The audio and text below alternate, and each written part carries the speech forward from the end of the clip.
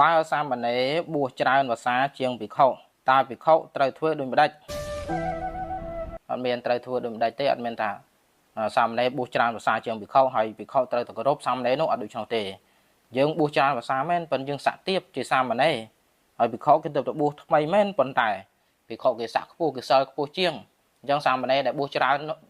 ភាសាជាងភិក្ខុនោះនៅតែគោរពភិក្ខុដដែលអត់មានយកសាមណេរមកអះអាងគ្នាទេសាមណេរយើងតតែគ្នាឯងទេឧទាហរណ៍ថាសាមណេរ10ភាសាយើងគ្រាន់បើជាងសាមណេរ9ភាសាសាមណេរ8ភាសាសាមណេរគ្នាឯងហ្នឹងហើយសាមណេរ10ភាសាហើយជាមួយនឹងភិក្ខុ1ភាសាមួយណាខ្លាំងជាងភិក្ខុគេនៅតែខ្លាំងជាងអត់មានថាសាមណេរនៅ10ហើយភិក្ខុ1គេ1មែនប៉ុន្តែ1គេធំ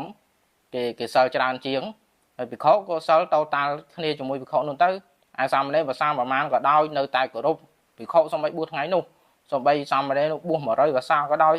ហើយភិក្ខុគេទៅបួសក្នុងថ្ងៃនោះក៏សាមណេរដែល100ភាសានោះត្រូវតែគោរពបដិបត្តិចំពោះភិក្ខុដែលគេបួសក្នុងថ្ងៃនោះដែរអត់មានយកសាមណេរស្ពាយទៅអាងថាអាងយ៉ាងសាមណេរ10ភាសាយកទៅតតាល់ស៊ីសងជាមួយភាសាភិក្ខុអត់ដូចនោះទេសាមណេរនៅតែគោរពភិក្ខុភាសាប្រមាណក៏ដោយសាមណេរនោះនៅតែគោរពភិក្ខុដែលសំបីតែគេបួសក្នុងថ្ងៃនោះ